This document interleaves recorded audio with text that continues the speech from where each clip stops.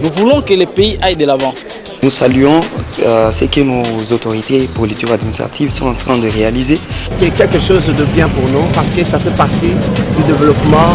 L'essence de la révolution de la modernité, il faut voir ce qui se fait ici. Or, sous d'autres cieux, c'est rare.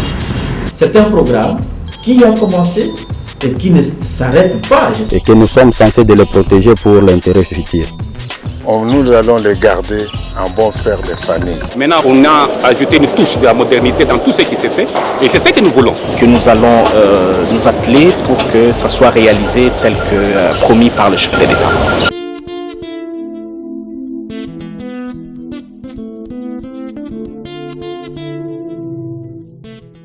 Les étudiants congolais vont désormais apprendre dans de bonnes conditions après la dégradation de leurs universités, plus de 50 ans après la construction de certaines d'entre elles.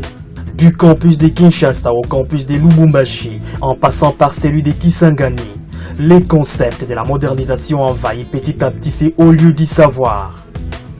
En même temps, la jeunesse change sa vision sur la gouvernance de la République.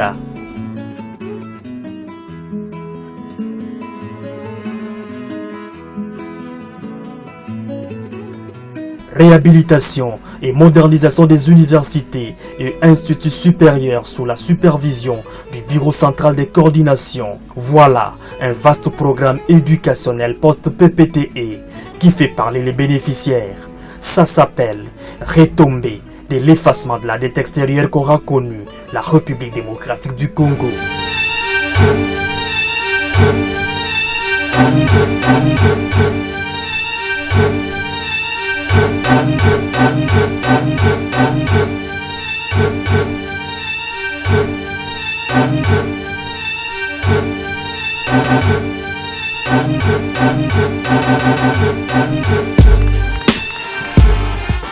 Nous sommes le 30 juin 2010.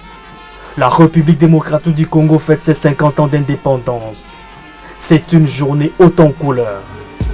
Le 1er juillet 2010, une bonne nouvelle en provenance de Washington tombe. Les institutions de Bretton Woods accompagnent les cinquantenaires du pays avec un joli cadeau d'anniversaire. Les Fonds monétaires internationaux et la Banque mondiale annoncent l'allègement de la dette extérieure de la République. Au pays, c'est le chef de l'État Joseph Kabila Kabange qui annonce la nouvelle à la nation. La dette extérieure de notre pays, estimée à 13 milliards de dollars américains, vient d'être annulée à 90%.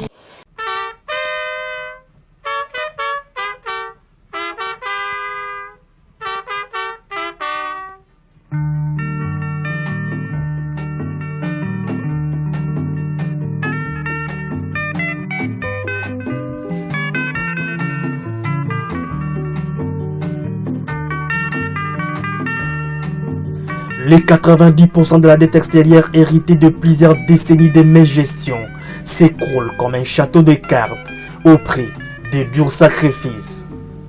La satisfaction est grande dans toutes les institutions du pays. Quelques mois après, dans les rues de Kinshasa et sur les écrans de télévision, les débats commencent. Des grosses interrogations nourrissent ces débats. La population veut connaître immédiatement les retombées sociales de l'effacement de cette lourde dette.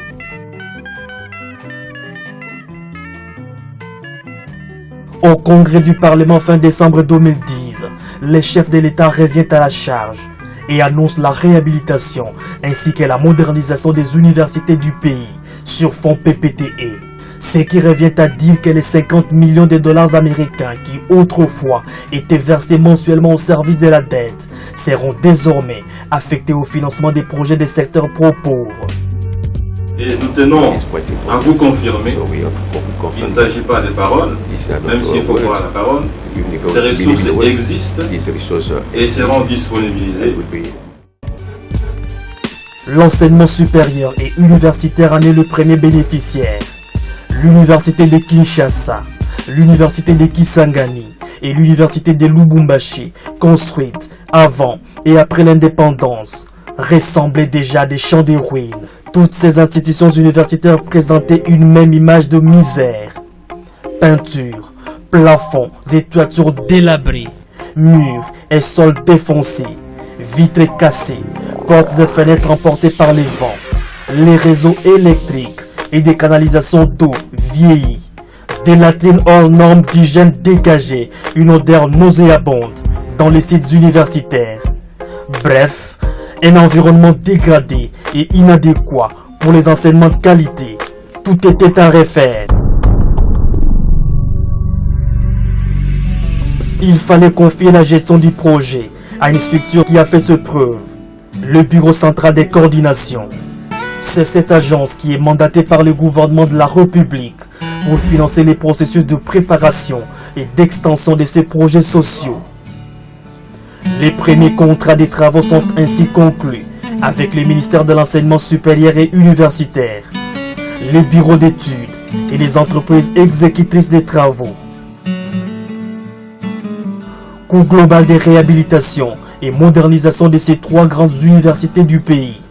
Un peu plus de 22 millions de dollars américains sur fonds PPTE. Ainsi commence début 2011 le lancement des travaux dans les différents sites universitaires.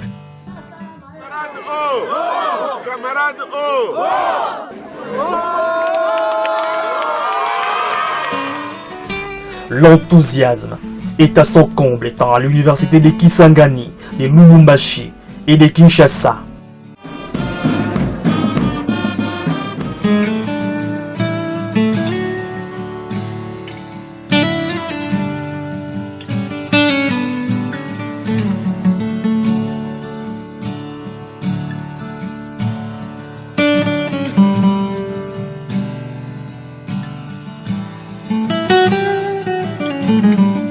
À l'université de Kinshasa, construite depuis 1954, le projet ciblait d'abord les bâtiments de la faculté des sciences, ensuite celui de la faculté d'agronomie, vieux de 40 ans.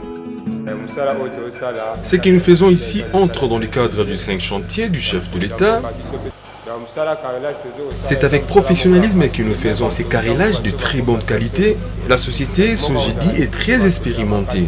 D'ici peu, les travaux pourront s'achever et n'importe quel visiteur pourra admirer la modernité de cet ouvrage. Ici, il est question pour le maître d'œuvre, l'entreprise exécutrice des travaux, d'entamer une réhabilitation systématique sur les travaux de maçonnerie, des toitures, des revêtements du sol et de murs, les travaux de menuiserie, vitrerie, plomberie et électricité, sans oublier la peinture, l'aménagement extérieur et surtout la climatisation et l'informatisation pour une modernisation plus complète. Sur sa feuille de route 2012, le Bureau central des coordinations attend doter l'université de Kinshasa d'une faculté des sciences complètement modernisée et équipée en bancs, avec une capacité d'accueil augmentée de 30%, soit 2000 étudiants, et d'une faculté des sciences agronomiques équipée, capable d'accueillir 1500 étudiants qui apprennent tous dans de bonnes conditions.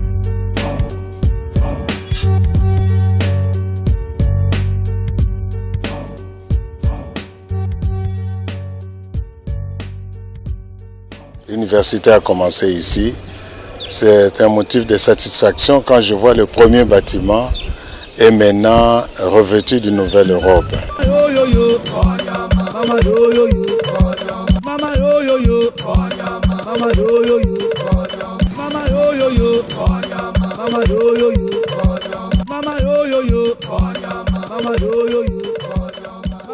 La même vision est suivie de près à l'université de Kisangani, où les mêmes travaux s'effectuent au niveau de la faculté des sciences sociales, administratives et politiques, au niveau du bâtiment administratif, de l'amphithéâtre et ses annexes, ainsi qu'à la bibliothèque centrale, la plus grande de toutes les bibliothèques universitaires du pays.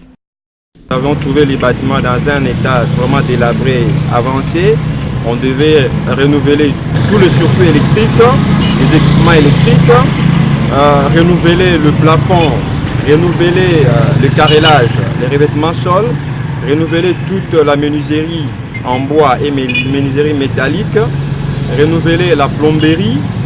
Et ensuite, il y avait, pour ces bâtiments qui est derrière nous, il y avait un problème d'étanchéité. Il fallait renouveler complètement toute la toiture et la charpente. Et pendant que le président est passé ici, il a insisté sur l'équipement ascenseur parce que les bâtiments est des 4 niveaux. Il faut également compter avec leur équipement en banc et la construction du décanat de la faculté des sciences. À l'université de Kisangani, le gros du travail étant terminé, l'heure est maintenant l'aménagement extérieur avec les pavés sur l'aire de circulation et les parkings, des jardins et la verdure tout autour des bâtiments. En 2013, l'université de Kisangani totalise ses 50 ans d'existence. Sa modernité constitue un joli cadeau d'anniversaire du Raïs Joseph Kabila Kabonge. Un cadeau que les ministres de l'ESU voudraient impliquer les bénéficiaires dans sa phase d'entretien. Ce sont des infrastructures, tout en permettant, n'est-ce pas, de faire une bonne réhabilitation mentale.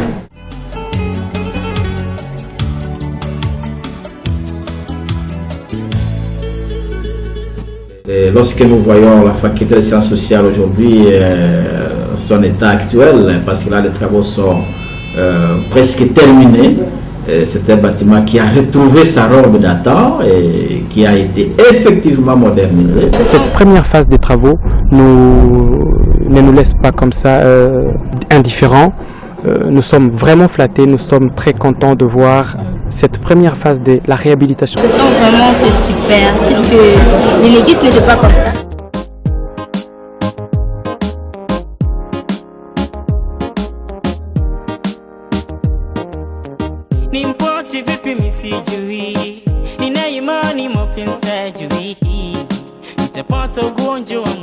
À l'université de Lubumbashi, les travaux sont concentrés au niveau des bâtiments abritant la faculté des sciences sociales, la passerelle de la recherche. Le résultat est très bon, notamment en ce qui concerne la faculté des sciences sociales, la politique administrative, parce que là, nous voyons que l'entreprise a fait de son mieux pour essayer d'agrandir les espaces. La bibliothèque, les départements de sociologie et anthropologie, les bâtiments abritant l'IEC2, les relations internationales,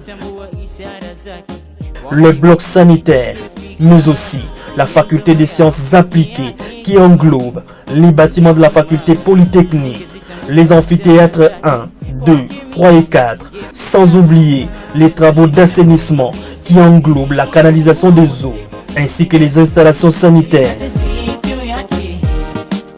Sur le chantier, on retrouve d'un côté l'entreprise Sotem et de l'autre l'entreprise Roma. Nous avons changé la peau du bâtiment aussi bien à l'intérieur qu'à l'extérieur. La peau, c'est la peinture, si on peut dire ainsi. Nous avons réhabilité l'intérieur, nous avons changé le pavement qui était en forflex, nous avons mis le carreau et nous prévoyons aussi nettoyer l'ensemble et réhabiliter l'électricité et les sanitaires.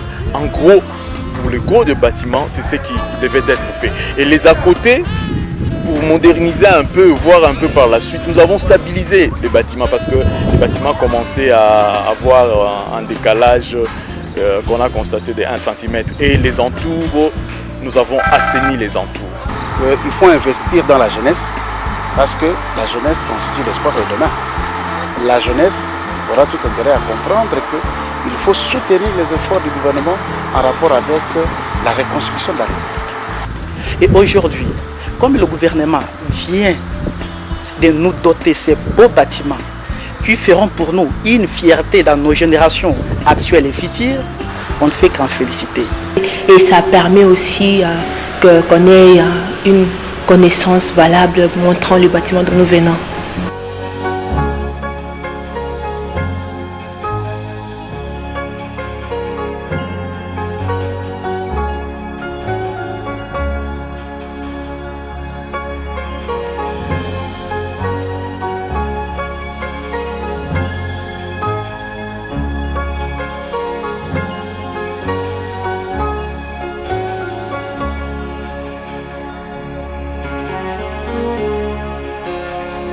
Ces entreprises ont également mission d'équiper les auditoires de ces deux facultés en bancs. À ce jour, l'entreprise est autour de 85% des réalisations.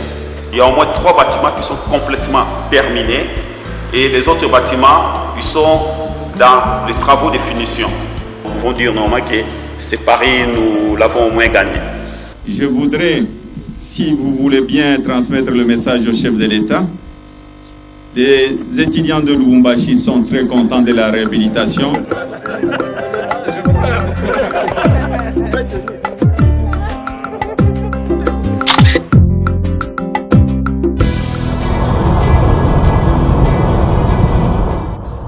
En sa qualité de maître d'ouvrage délégué, le Bureau central des coordinations multiplie sur l'axe Kinshasa-Lubumbashi-Kisangani des visites d'évaluation de ces chantiers universitaires. Ceci afin d'évaluer l'état d'avancement des travaux et d'apporter des solutions aux difficultés rencontrées sur place. Et tout ce que nous pouvons seulement demander à notre entreprise qui est allée sur le site, au bureau d'études, qui continue à rester dans la même discipline professionnelle. Parce qu'on n'a pas de résultat s'il n'y a pas de discipline professionnelle. Chacun connaît son mandat et chacun doit rester conforme au respect de ce qui lui a été demandé de faire sur le terrain.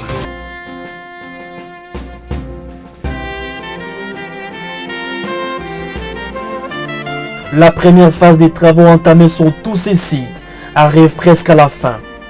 Et les cérémonies de réception technique et d'inauguration officielle ne sont qu'une question de temps avant que les travaux ne s'étendent sur d'autres facultés organisées dans ces facultés dans sa deuxième phase. Il est évident que les étudiants des facultés concernées reprennent les cours de la rentrée académique prochaine dans ces installations Pimpano. Nous pensons que d'ici la fin de l'année, tous les travaux seront finis et les étudiants auront à utiliser les bâtiments totalement réhabilités, modernisés.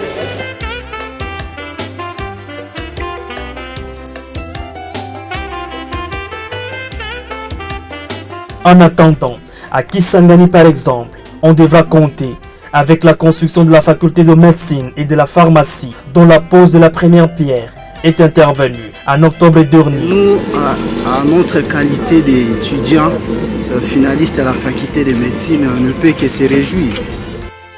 Actuellement, à Kisangani, Lubumbashi et à Kinshasa, la nouvelle image que présentent ces 3 universités du pays représente un motif de fierté et de satisfaction, non seulement pour les corps académiques et les étudiants, mais aussi pour les autorités provinciales. La modernisation de l'université de Kisangani, c'est sans précédent. J'ai préféré qu'on puisse faire un tour par là pour mixer les images. Vous verrez que les étudiants, ce que vous aviez vu hier scandé à la gloire du chef, c'était les étudiants.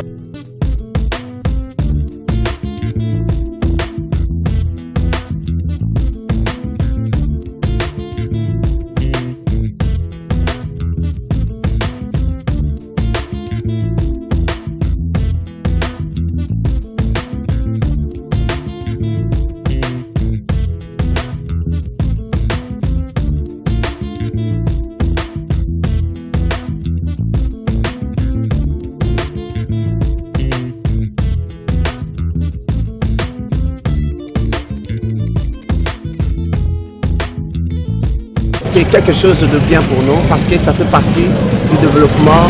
C'est un programme qui a commencé et qui ne s'arrête pas, je suis convaincu, seulement avec la réhabilitation en cours. Ça va se poursuivre. Nous saluons ce que nos autorités politiques administratives sont en train de réaliser.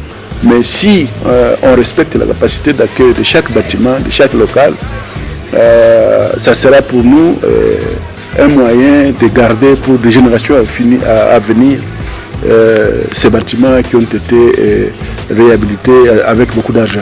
Ces bâtiments que les colons nous ont laissés et que ça soit réhabilité, c'est vraiment une bonne chose. Donc ce sont des bonnes impressions que nous avons à l'égard de ces réhabilitations. Nous voulons que le pays aille de l'avant. Des professeurs, des autorités des canals, des étudiants doivent avoir cette culture-là de la propriété pour maintenir cet instrument. Nous allons le garder en bon frère de famille. Le sens de la révolution de la modernité, il faut voir ce qui se fait ici.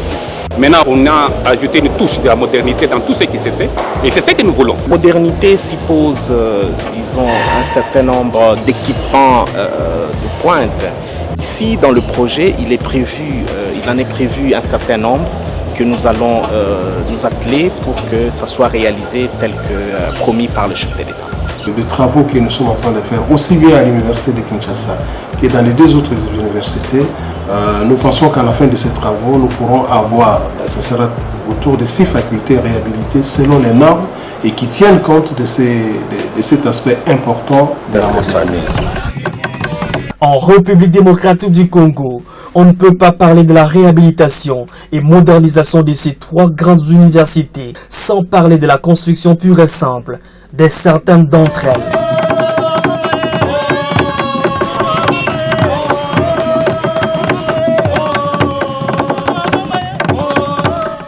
C'est le cas de l'université de Kindu dans la province du Maniema.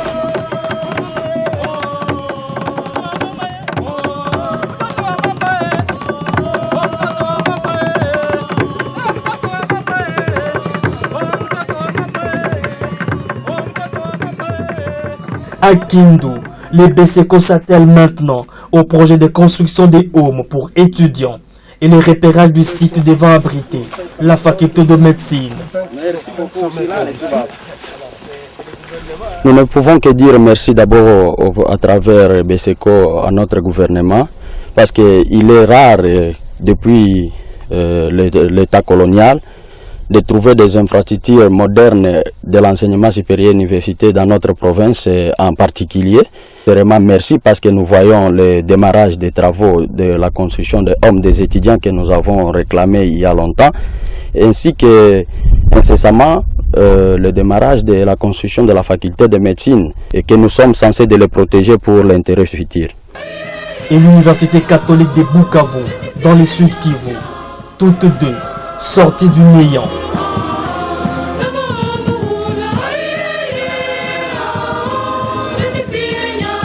Les clés du bâtiment facultaire et les clés du bâtiment du home.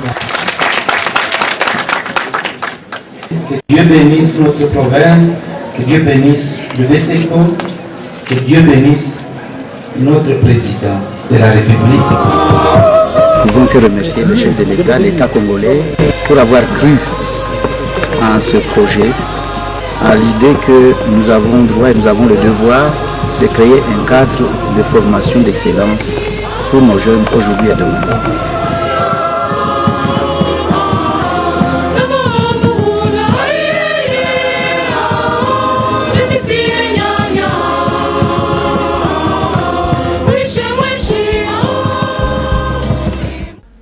Ces 2 universités inaugurées fin novembre accueillent déjà les étudiants de l'année académique 2011-2012.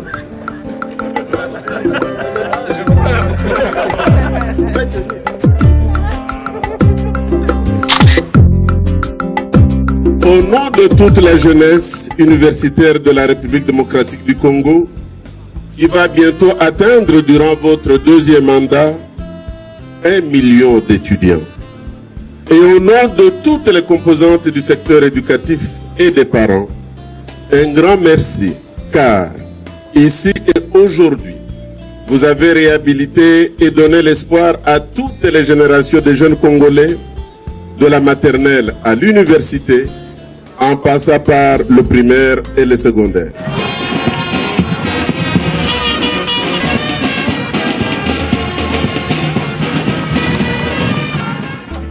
Ces projets sociaux du programme PPTE qui pilote le bureau central de coordination sont donc une réponse aux préoccupations des citoyens congolais sur l'impact de l'annulation de la dette extérieure du pays. Il est vrai que beaucoup sont ces Congolais qui ont eu de l'emploi direct ou indirect grâce à ces projets et beaucoup d'autres les bénéficieront davantage. Ceci n'est qu'une partie des réponses aux préoccupations des populations car le gros reste à venir. Serment de Joseph Kabila Kabange.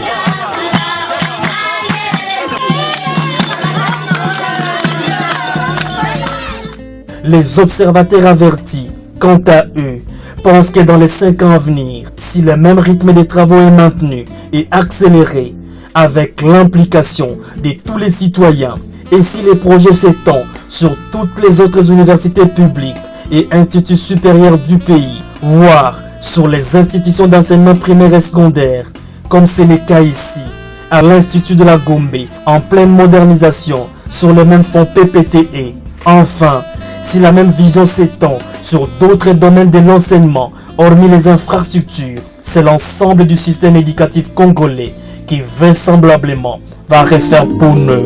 Mikolo tosekanaki na mosolo ya mboka Kongo ekoki tofungwani misolelo tomoni bozo banyoso tosali oya kobongisa Kongo avenir ebongi tosala moto nyonso ata mwana Kongo ya mosolo mpembe ya nzoku Kongo ya bwanya ngasa ya mbila Kongo ya makasi moto ya nkoi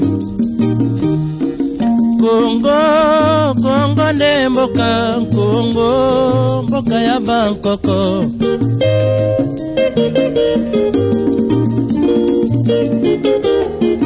Kongo mboka mwana pamba lobi mboko lula yango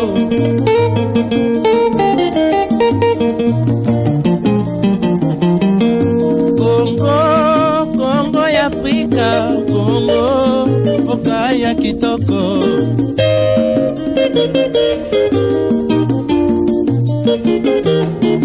Kongo ya batu mayele Kongo bakobikisa yo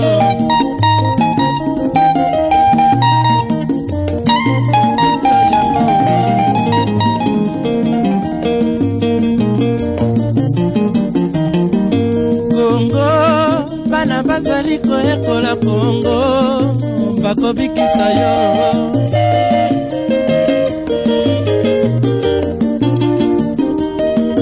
Kongo